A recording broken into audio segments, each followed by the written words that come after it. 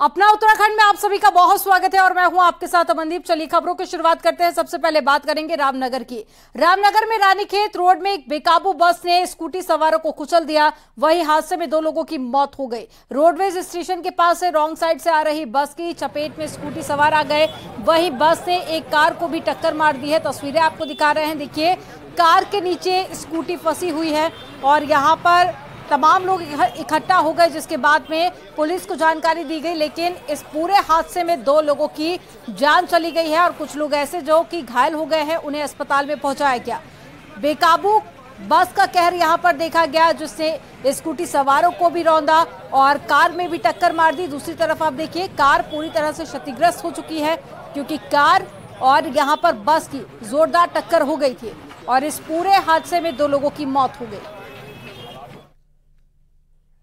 उत्तरकाशी के चुनियाली सौड़ में गुलदार का आतंक कम नहीं हो रहा है। गुलदार ने भड़कोट गांव के एक महिला को अपना निवाला बनाया और इससे पहले भी गुलदार एक महिला को अपना शिकार बना चुका है।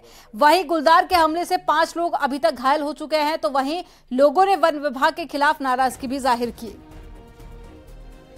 तो अभी तक हमले में 5 लोगों के घायल होने की जानकारी मिली है और लोगों का गुस्सा वन विभाग को लेकर काफी ज्यादा देखा जा रहा है। लगभग 40 साल वो अपने खेत में काम करने के लिए जा रही थी। अचानक बाघ जो है घात लगा कर वहां पे बैठा हुआ था और उसने जो है चलते हुए औरत को जो है उस लेडी को जो है गर्दन से पकड़ के उसको जो है घसीटते हुए जो है एक कोटी घाट के जो नाला है वहां ले गए। ज्यादा जानकारी के साथ में बलवीर परमार जुड़ गए हैं संवाददाता उत्तरकाशी से। बलवीर, लगातार जो बाघ का आतंक है, गुलदार का आतंक है, वो उत्तरकाशी में देखा जा रहा है। कई लोगों को अभी तक गुलदार अपना निवाला बना चुका है, लेकिन सबसे बड़ा सवाल कि आखिर क्यों वन विभाग की टीम गुलदार को पकड़ने में सफल नहीं हो रही है। बिल्कुल यही सबसे बड़ा सवाल है और मैं आपको बता दूं कि चिनियाली सौड़ प्रखंड में पिछले 1 माह की हम बात करें तो लगातार गुलदार की घटनाएं सामने आई है और आज की घटना को मिला के 2 महिलाओं की मौत हो चुकी है और ये घटनाएं गांव के आसपास ही हुई है। तो कहीं ना कहीं जो ग्रामीण है दहशत में, इसके अलावा 5 ग्रामीण ऐसे हैं जिनको गुलदार ने हमला करके घायल किया है। तो ये पूरे प्रखंड में इस तरह के हालात बने हुए हैं, खासकर इसी क्षेत्र के आसपास। और इस बीच में वन विभाग ने 2 गुलदार को भी पकड़ा है, जिनको वन विभाग की टीम नीचे भेज चुकी है। पर हालात यह है कि आए दिन गुलदार क्षेत्र में दिखाई दे रहे हो। अभी भी घटनास्थल पे जो ग्रामीण है वो जुटे हुए हैं, सबको ग्रामीणों ने नहीं उठाया। ग्रामीणों की एक ही मांग है कि इस गुलदार को आदमखोर घोषित किया जाए और जल्द से जल्द पकड़ा जाए, क्योंकि ये गांव पैदल दूरी नापनी पड़ती है गांव में जाने के लिए। तो कहीं ना कहीं ग्रामीणों में दहशत है। अगर जिस तरह से बताया जा रहा है कि अगर अभी उत्तरकाशी की बात करें तो कितने यहाँ पर गुलदारों की चहलकदमी देखी जा रही है और साथ ही वन विभाग की तरफ से इन्हें पकड़ने के लिए क्या कुछ इंतजाम किए गए हैं? बिल्कुल, इसमें सबसे ज्यादा जो गुलदार की जो सूचना आ रही है, गुलदार जो दिखाई दे रहे हैं वो है चिनियाली सौड़ प्रखंड में 10 की क्षेत्र की हम बात करें, बिष्ट पट्टी की हम बात करें, वहां पे भी गुलदार ने 2 को घायल कर चुके हैं। इसी तरह से जो मणि क्षेत्र है, दिचली गमरी क्षेत्र है, वहां पे 2 गुलदार पकड़े गए और इसके अलावा 2-3 गुलदार और दिखाई दे रहे हैं, ये ग्रामीणों का कहना है। तो कहीं ना कहीं दो ऐसी घटनाएं हो चुकी है जिसमें 2 महिलाएं मौत के घाट गुलदार ने उतार चुका है, जिससे जो उनके परिजनों के बुरे हाल है रो के। और आज की घटना की हम बात करें तो यहाँ पे सबको नहीं उठाया गया है। बिल्कुल बलवीर, कई महीनों से यहाँ पर गुलदार का आतंक जारी है, लेकिन अभी भी यहाँ के ग्रामवासी काफी ज्यादा परेशान है। आप नजर बनाए रखिएगा। तमाम जानकारी साझा करने के लिए बहुत शुक्रिया।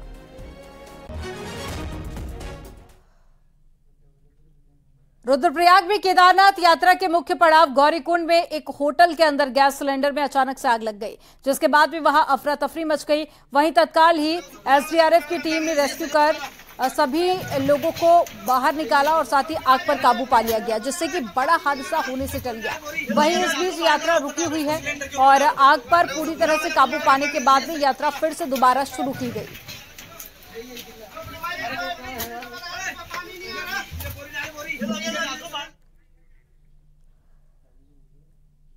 केदारनाथ आपदा को आज 10 साल पूरे हो चुके हैं। वहीं सीएम पुष्कर सिंह धामी ने केदारनाथ जाकर बाबा केदार के दर्शन किए और इस दौरान मुख्यमंत्री ने केदारनाथ में पूजा अर्चना की और हवन भी किया। पूजा के बाद में सीएम पुष्कर सिंह धामी ने मौजूद श्रद्धालुओं के साथ में मुलाकात की और मुख्यमंत्री ने केदार घाटी में हो रहे पुनर्निर्माण कार्यों का भी जायजा लिया। वहीं सीएम पुष्कर सिंह धामी ने 16 जून 2013 में आई आपदा में मारे गए लोगों को श्रद्धांजलि दी और इसके साथ ही केदारनाथ पुरी में हो रहे पुनर्निर्माण कार्यों के लिए प्रधानमंत्री मोदी का आभार जताया। सीएम धामी ने कहा कि पीएम मोदी के मार्गदर्शन में केदारपुरी का भव्य और दिव्य निर्माण हो रहा है। दो तस्वीरें आपकी टेलीविजन स्क्रीन पर। पहली तस्वीर जब मुख्यमंत्री पुष्कर सिंह धामी ने हवन पूजन किया, विशेष मंत्रोच्चार के साथ में यहां पर पूजा पाठ संपन्न कराया गया, और दूसरी तस्वीर आपको दिखा रहे हैं जहां श्रद्धालु जो कि केदारनाथ में बाबा के दर्शन करने के लिए पहुंचे हुए थे, उनसे मुलाकात कर यहां पर उनका भी हालचाल जाना और साथ ही जो अभी व्यवस्थाएं की गई हैं उसका भी फीडबैक लिया।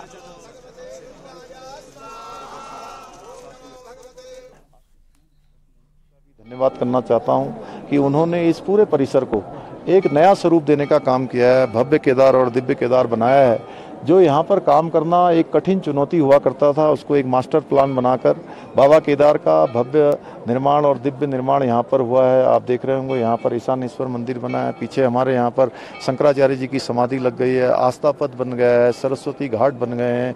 यहाँ पर जो मंदाकिनी नदी है उसके चारों तरफ जो है प्रोटेक्शन का वर्क हो गया है, आस्था पथ बना दिया गया है, तीर्थ पुरोहितों के आवास बन रहे हैं, यहाँ पर चिकित्सकों के आवास बन रहे हैं, अनेकों जगह पर यहाँ पर वाटर एटीएम लगा दिए गए हैं और ध्यान गुफाएं यहाँ पर बनाए जाने की प्रक्रिया चल रही है। 2023 के दिसंबर माह तक हमने ये संकल्प लिया है माननीय प्रधानमंत्री मोदी जी के निर्देशन में कि हम इस काम को पूरा कर लेंगे।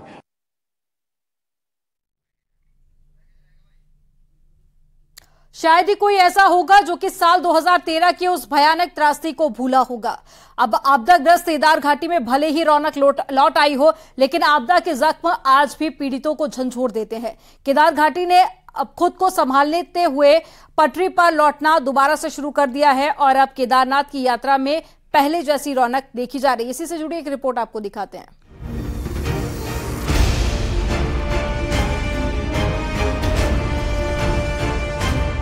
16-17 जून 2013 की उस काली रात को प्रदेश भीषण आपदा से कराह रहा था, जिसमें सबसे ज्यादा नुकसान केदारनाथ धाम और केदार घाटी में मंदाकिनी नदी से जुड़े इलाकों में देखने को मिला।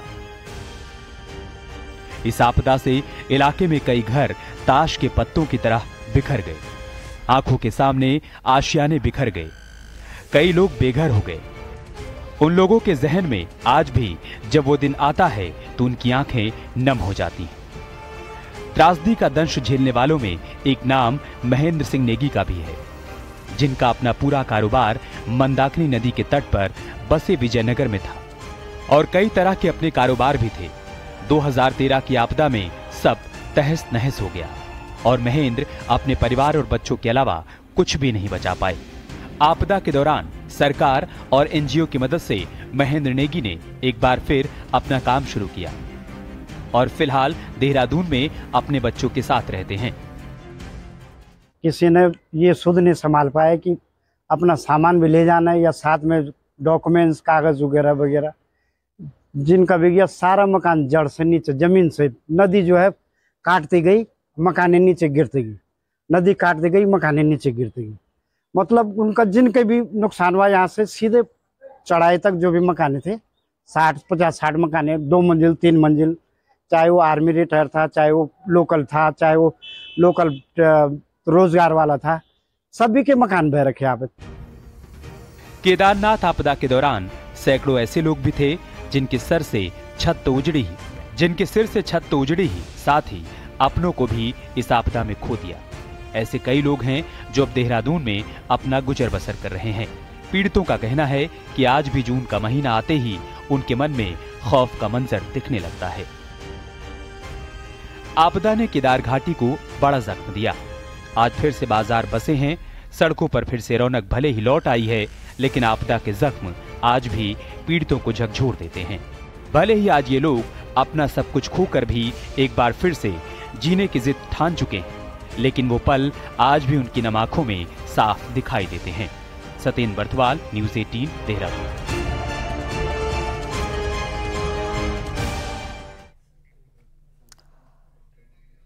वाइब्रेंट विलेज माणक को मास्टर प्लान के तहत पायलट प्रोजेक्ट के तौर पर विकसित किया जाएगा। इसके लिए देश के प्रथम गांव माणक का मास्टर प्लान बनाने की कवायद शुरू कर दी गई है। इसके तर्ज पर ही दूसरे वाइब्रेंट विलेजों को भी विकसित किया जाएगा। माणक गांव में सभी सुविधाएं मिले, इसके लिए पूरा सर्वेक्षण किया गया। तो वहीं डीएम ने अधिकारियों को सभी डेटा तैयार करने को भी कहा है।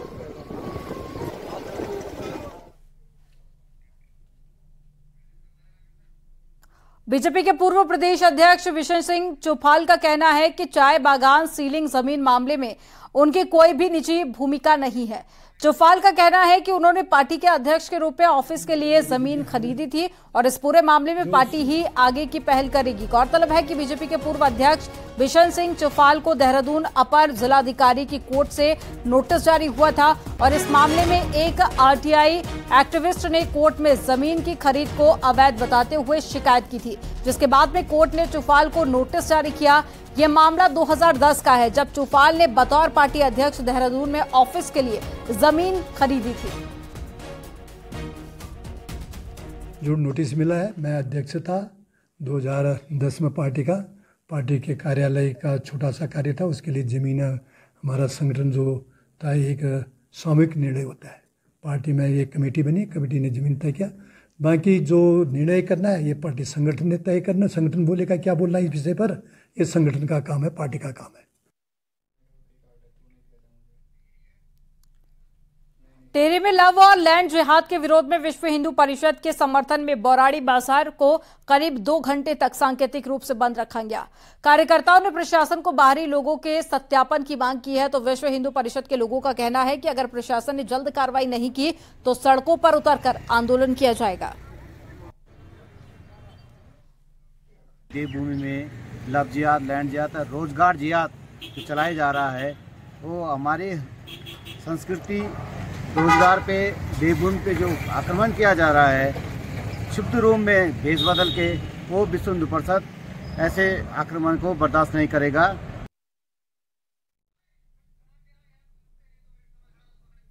अल्मोड़ा को पिथौरागढ़ से जोड़ने वाला दनिया पनार घाट मुख्य हाईवे है, लेकिन चौड़ीकरण नहीं होने से आए दिन सड़क दुर्घटना में लोगों की जान चली जाती है। अब केंद्र सरकार हाईवे को डबल लेन बनाने की कोशिश कर रहा है, जिससे कि जागेश्वर, गंगोली हाट समेत कई पर्यटन स्थलों में भी पर्यटकों को बेहतर सड़क का फायदा मिल सकेगा। एक रिपोर्ट आपको दिखाते हैं।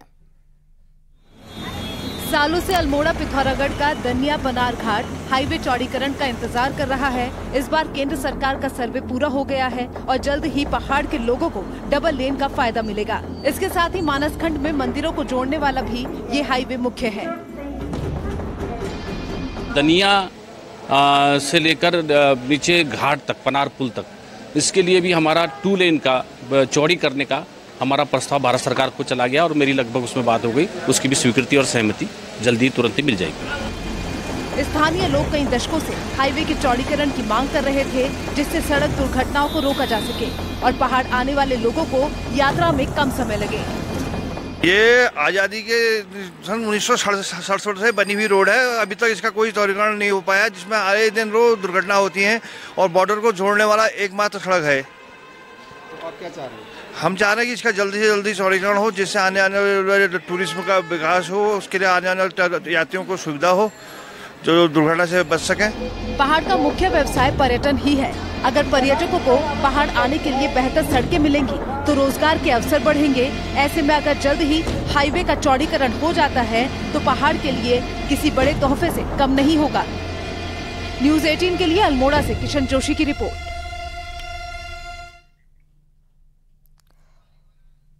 टेहरी में जिला अस्पताल बौराड़ी से निकाले गए कर्मचारियों का धरना जारी है और नौकरी की मांग को लेकर कर्मचारियों ने परिवार के साथ में भूख हड़ताल की चेतावनी दी है। जिला अस्पताल बौराड़ी के पीपीपी मोड़ से हटने के बाद में करीब 150 कर्मचारियों को हटाया गया। तो वहीं प्रदर्शन कर रहे लोगों ने शासन प्रशासन पर अनदेखी का आरोप लगाया। प्रदर्शन कर रहे कर्मचारियों का कहना है कि 5 साल की सेवा देने के बाद उन्हें बिना बताए हटा दिया गया। हालांकि यहाँ हमारी सूद लेने के लिए किसी भी प्रकार का कोई नेता या कोई भी यहाँ का स्थानीय कोई भी किसी प्रकार का विधायक कोई नहीं आ रहा है। भूखे बैठे हैं, सुबह से शाम तक यहाँ बैठ रहे हैं, छोटे छोटे बच्चों को घर पे छोड़ के आ रहे हैं, लेकिन किसी तरह की हमें कोई भी सहायता नहीं मिल रही है। हमारी मांग तो सिर्फ एक रोजगार की मांग है और कम से कम 150 लोग हम बेरोजगार हैं और हमको कम से कम 8-9 दिन हो गए आजा बैठे हुए। ना तो कोई हमारी सुन रहा है, ना कोई हमारे पास आ रहा है। हमारी मांगों को कोई पूछ ही नहीं रहा है कि क्या मांग है। बागेश्वर में वित्त सचिव ने क्षेत्र की आवश्यकताओं को देखते हुए स्थानीय स्तर पर योजना तैयार करने के सख्त निर्देश अधिकारियों को जारी कर दिए हैं। सचिव ने कहा है कि योजनाओं को धरातल पर उतारा जाए और जल्द ही धन आवंटन कराया जाए। विकास भवन सभागार में अधिकारियों की सचिव ने बैठक ली, जिसमें तमाम दिशा निर्देश भी जारी किए गए। हम लोगों का मुख्यतः काम होना चाहिए कि योजनाओं का हम लोग फंडिंग करें, उनके लिए जो आवश्यक धन आपूर्ति है वो हम लोग सुनिश्चित कर लें। इस संदर्भ में आज यहाँ पर जो डिटेल में विस्तृत रूप से जो बैठक हुई थी, उसमें मुख्यतः इन बिंदुओं पर ध्यान देने की आवश्यकता है। इस जिले में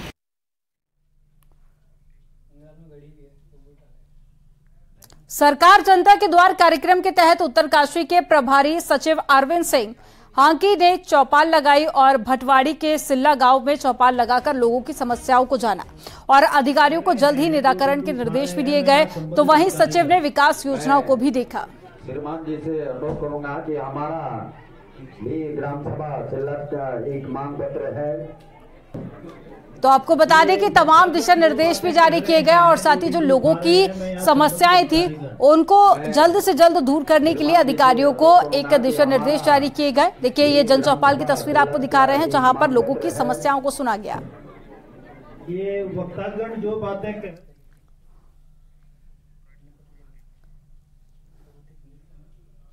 टिहरी झील इन दिनों पर्यटकों से गुलजार है और गर्मी के चलते दूर दराज से लहरों से रोमांच का आनंद लेने के लिए पर्यटक यहां पर पहुंच रहे हैं और टिहरी झील में पर्यटकों की संख्या बढ़ने से बोट मालिकों के साथ ही स्थानीय व्यापारियों में भी खुशी है। टिहरी झील में नई वाटर स्पोर्ट्स एक्टिविटी शुरू होने से पर्यटन काफी ज्यादा यहां पर बढ़ चुके हैं और जिससे कि स्थानीय पर्यटन व्यवसायियों को काफी ज्यादा फायदा हुआ है। पर्यटकों का कहना है कि पहाड़ों में इतनी बड़ी झील में बोटिंग का अपना अलग एहसास है और गोवा के बाद टिहरी झील एक नए वाटर स्पोर्ट्स हब के तौर पर डेवलप हुआ है।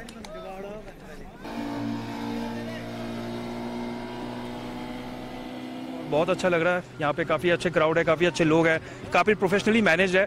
हमने भी बनाना बोट किया था, जो मुझे बिल्कुल भी तैरना नहीं आता, लेकिन जो वो कर्व लेके जो वो गिरी और अंदर गया, पानी के अंदर गया और तुरंत रेस्क्यूअर ने आके जो रेस्क्यू किया, अमेजिंग। बोर हो जाते हैं 1 दिन 2 दिन में, बट यहाँ पे एक अलग से एक्टिविटीज उनको करने को मिलती हैं, विच इज़ वेरी गुड, जो कि पूरे उत्तराखंड में मैं कहूँगी कि कहीं और नहीं है।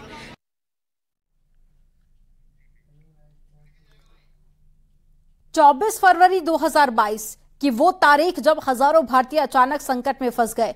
हजारों भारतवंशी रूस और यूक्रेन के बीच में चल रहे वॉर के कारण ठिठके हुए थे। हर गुजरते वक्त के साथ में स्थिति बिगड़ती जा रही थी। प्राण पर संकट के बाद जो बादल थे वो प्राण के संकट के बादल नाच रहे थे और ऐसे में भारत सरकार ने 2 दिन के भीतर यूक्रेन में भारतीयों को निकालने का 21वीं सदी का सबसे बड़ा मिशन लॉन्च किया। 90 स्पेशल फ्लाइट्स के जरिए 22,000 से ज्यादा भारतीयों और साथ ही 147 विदेश नागरिकों को वॉर जोन से निकालने की ये योजना कैसे बनाई गई और दिन रात एक करके इस योजना को कैसे अंजाम दिया गया, इसकी एक एक जानकारी आपको दिखाते हैं।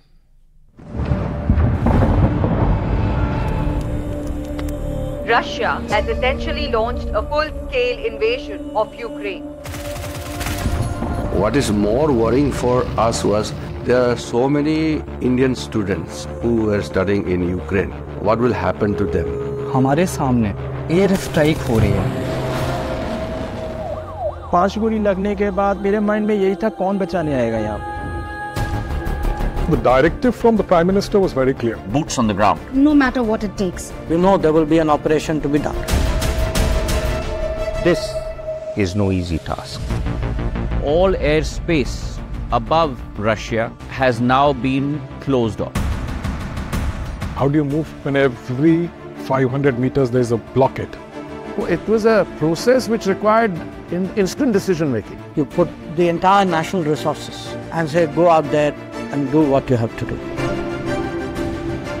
When Indian Air Force aircraft lands, it brings great amount of confidence. Believe me, when India speaks, a lot of things happen. एक एक बच्चा लौट के आएगा। उनके माँ बाप के जो सपने हैं, इन सपनों को मैं चूर चूर नहीं होने दूंगा।